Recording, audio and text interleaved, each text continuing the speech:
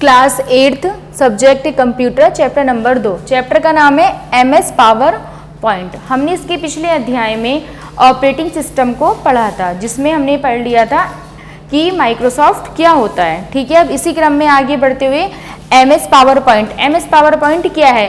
ये भी जो है एक माइक्रोसॉफ्ट कंपनी का पैकेज है, मतलब माइक्रोसॉफ्ट कंपनी का ही एक भाग है।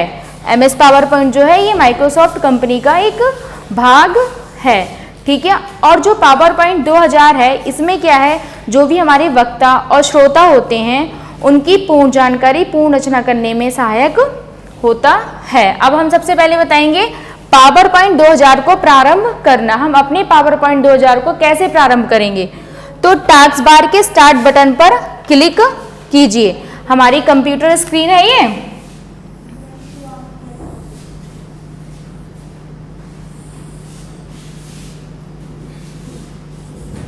हमारी कंप्यूटर स्क्रीन पर जो टास्क बार होता है, टास्क बार के स्टार्ट बटन पर क्लिक कीजिए।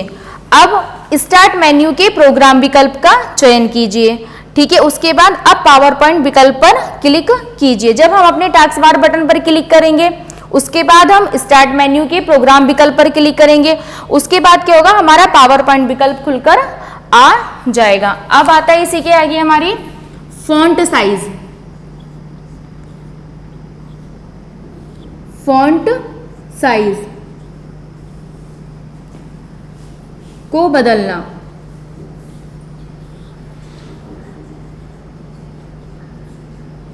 ठीक है, फॉन्ट साइज को बदलना। अब हम फॉन्ट साइज को बदलने के लिए क्या करेंगे? ये हमारा कंप्यूटर सिस्टम है और ये जो स्क्रीन है, इसकी स्क्रीन में हम सबसे पहले क्या करेंगे, जिसका भी हमें फॉन्ट परिवर्तन करना है, यानी कि जिसका भी हमें फॉन्ट को बदलना है, सबसे पहले हम उसको चयन करेंगे। उसको चयन करने के बाद हम क्या करेंगे, मेन्यू बार से फॉर्मेट मेन्यू पर क्लिक करेंगे। हमारी कंप्यूटर स्क्रीन पर यहाँ पे बहुत सारे ऑप्शन दिए होते हैं, तो हम उसमें से मेन्यू बार में से फॉर्मेट विकल्प का चयन करेंगे।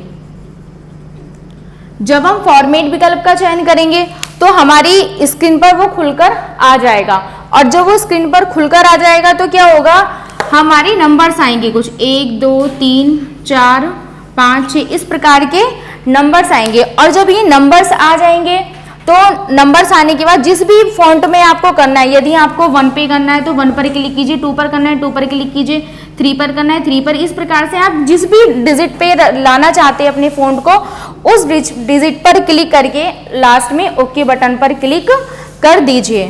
ठीक है, अब हम इसको लिखित रूप में देख लेते हैं। सर्वप्रथम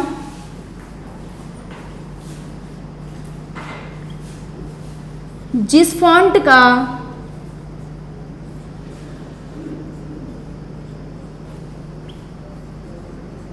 साइज बदलना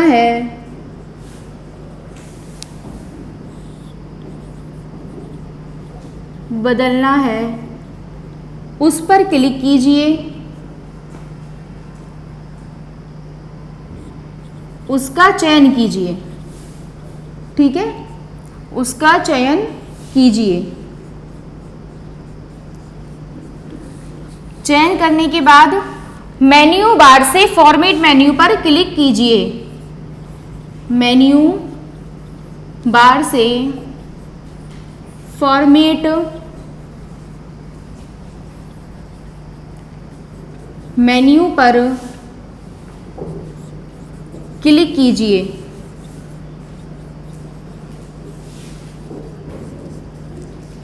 ठीक है, सबसे पहले हमें जिसका फॉन्ट बदलना था हमने उसको चयन किया। उसके बाद हमने मेन्यू बार में जाके फॉर्मेट मेन्यू पर क्लिक किया। अब फॉर्मेट मेन्यू पर क्लिक करने के बाद हमें एक डायलॉग बॉक्स प्राप्त होता है। क्या प्राप्त होता है?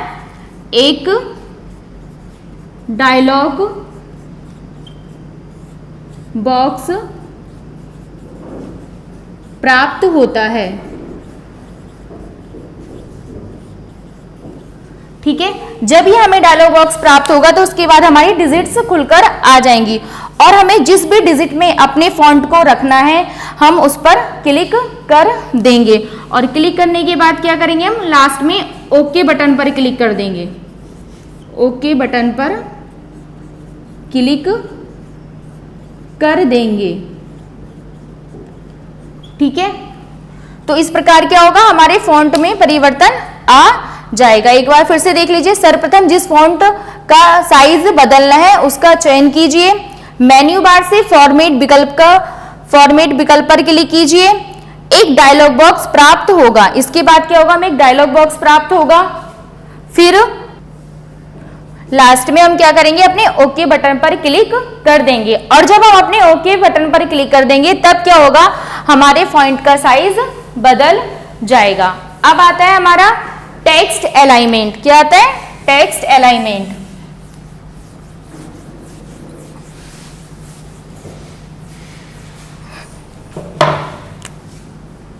टेक्स्ट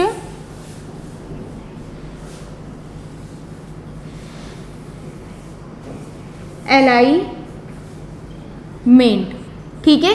ये टेक्स्ट अलाइनमेंट क्या होता है, ये टेक्स्ट अलाइनमेंट क्या होता है, जो भी हमारा डॉक्यूमेंट होता है, जो भी हमारा डॉक्यूमेंट है उसको दाएं बाएं या सेंटर में लाने के लिए हम टेक्स्ट अलाइनमेंट का यूज करते हैं। किसका यूज करते हैं, टेक्स्ट अलाइनमेंट का। डॉक्यूमेंट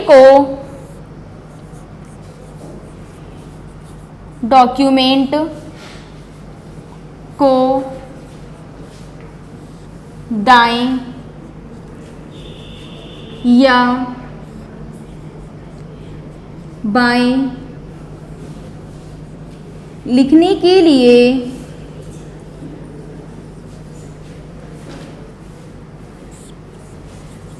या सेंटर में लिखने के लिए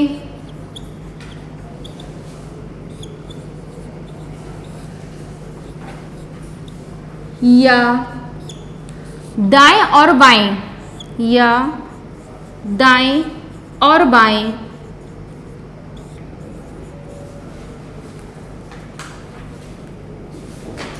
दाएं और बाएं दोनों तरफ से बराबर करने के लिए टेक्स्ट अलाइनमेंट का यूज करते हैं। टेक्स्ट अलाइनमेंट का प्रयोग करते हैं।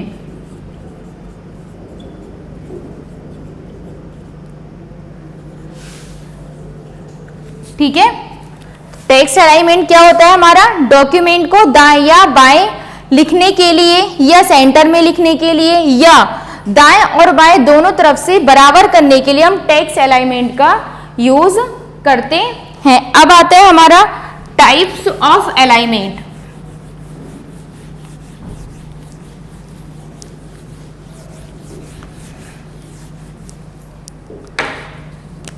अलाइनमेंट के प्रकार।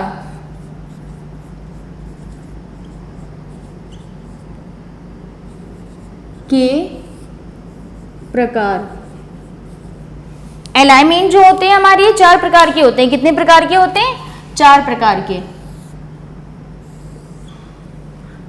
ठीक है, नंबर 1 है हमारा राइट अलाइनमेंट,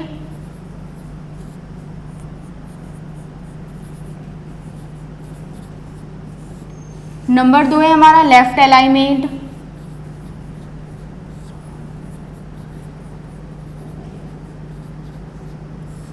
नंबर 3 है हमारा सेंटर अलाइनमेंट,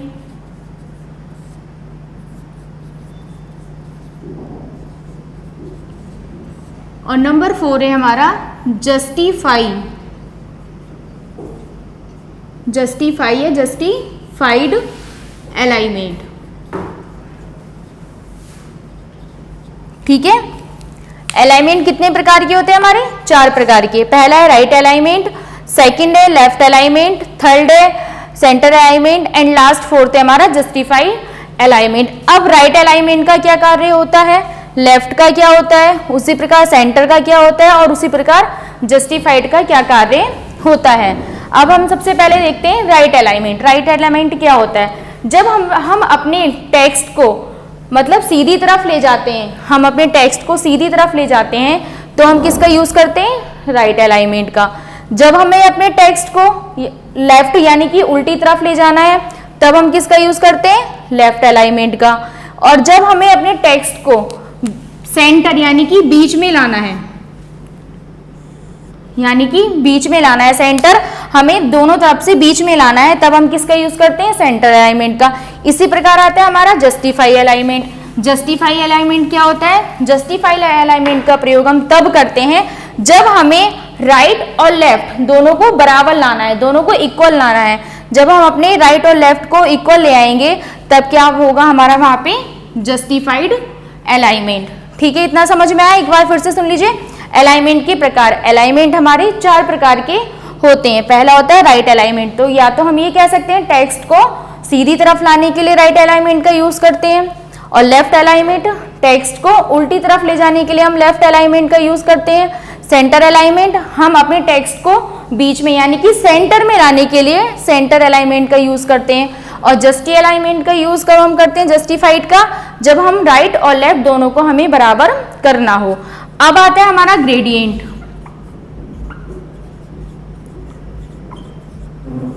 ग्रेडियंट क्या है, तो ग्रेडियंट जो है ये 2 पैटर्न में हमें प्राप्त होता है। किसमें प्राप्त होता है, 2 प्रकार के पैटर्न में प्राप्त होता है।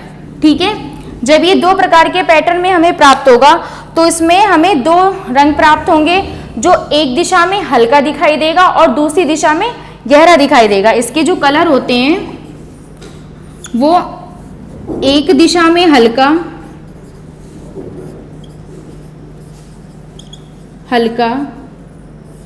व दूसरी दिशा में गहरा। ठीक है, मतलब एक तरफ ये हमें लाइट दिखाई देगा और दूसरी तरफ हमें ये डार्क दिखाई देगा। और कभी कभी क्या होता है ये कर्णीय प्रकार के हो जाते हैं। कैसे हो जाते हैं, कर्णीय प्रकार के। जो हमारा ग्रेडियंट होता है कभी कभी क्या होता है ये हमारा कर्णीय प्रकार का हो जाता है। इसी प्रकार आता है, हमने क्या पढ़ा सबसे पहले इसमें, पावर पॉइंट को कैसे स्टार्ट करते हैं, उसके बाद हमने टेक्स्ट अलाइनमेंट पढ़े, फिर हमने ग्रेडियंट पढ़ा। ठीक है, अब आगे आपको आता है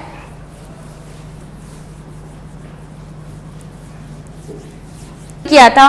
ठीक उसी प्रकार हमारे कलर्स को भी चेंज करना होता है। तो जो कलर्स को चेंज करते हैं, कलर्स में क्या होता है, इनबॉक्स बॉक्स में हम अपने कलर को का चयन कर लेते हैं। इसी प्रकार ड्राइंग टूल बार में क्या होता है, ड्राइंग टूल बार में हमें जो भी आकृति बनानी होती है तो हम आकृति के माध्यम से बना लेते हैं। अगर हमें पेंसिल के माध्यम से बनानी होती है तो हम उसे पेंसिल के माध्यम से बना लेते हैं।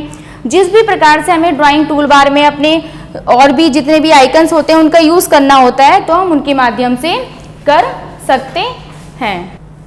जैसे अभी टूल बार में हमने बताया था अपने ड्राइंग पेंटिंग के माध्यम से। अब आता है हमारा छाया विकल्प। छाया बनाना मतलब किसी भी चीज की छाया हम किस प्रकार बनाएंगे। तो छाया बनाने के लिए हम क्या करेंगे, छाया बनाने के लिए आकृति का चयन करेंगे। जैसे मैंने अभी आपको ड्राइंग टूल बार में बताया था, जिस भी आकृति को हमें बनाना है हम उसकी शेप को ले सकते हैं। तो छाया बनाने के लिए आकृति का चयन कीजिए। उसके बाद ड्राइंग टूल बार से शेडो बटन पर क्लिक कीजिए। उसके बाद क्या करना है, शेडो सेटिंग टूल बार से छाया बदलकर छाया बनाइए। शेडो कलर ड्रॉप डाउन से छाया का रंग चुनिए। वहां पे हमारे बहुत सारे कलर्स दिए होते हैं। जहाँ पे हमारे ड्राइंग टूल बार होते हैं तो ड्राइंग टूल बार पे भी हमारे बहुत सारे कलर्स भी दिए होते हैं, ब्रश भी दिया होता है। अगर आपको ब्रश से कलर करना है तो उसके लिए आप ब्रश का चयन कीजिए, आपको डिब्बी से कलर करना है तो उसके लिए आप डिब्बी का चयन कीजिए। इसी प्रकार अनेक प्रकार के कलर्स भी होते हैं, मतलब जिससे भी आपको छाया बनानी है या छाया का तो उस रंग को आप चुन सकते हैं। फिर रंग को चुनने के बाद क्या करेंगे, आवश्यकता अनुसार छाया का चयन करके, मतलब जितने में आपको अपनी लगता है कि हाँ इतने में हमारी छाया कंप्लीट हो जाएगी, हमारा डायग्राम कंप्लीट हो जाएगा, आवश्यकता अनुसार छाया का चयन करके रिक्त स्थान पर क्लिक कीजिए। तो जो भी आपको वहां पे रिक्त स्थान दिखाई देता है उस पर आप क्लिक कर सकते हैं। अब आता है हमारा कलर स्कीम। कलर स्कीम, ठीक है, कलर स्कीम में क्या होता है, जो हमारा फॉर्मेट मेन्यू है, अभी हमने आपको बताया था मेन्यू बार में हमारा फॉर्मेट विकल्प पाया जाता है। तो फॉर्मेट मेन्यू से स्लाइड कलर स्कीम विकल्प का चयन कीजिए। इसके बाद क्या करेंगे आप, जब इसका चयन कर लेंगे तो जो भी हमारा कस्टम टैब होता है, कस्टम टैब कस्टम टैब के माध्यम से स्लाइड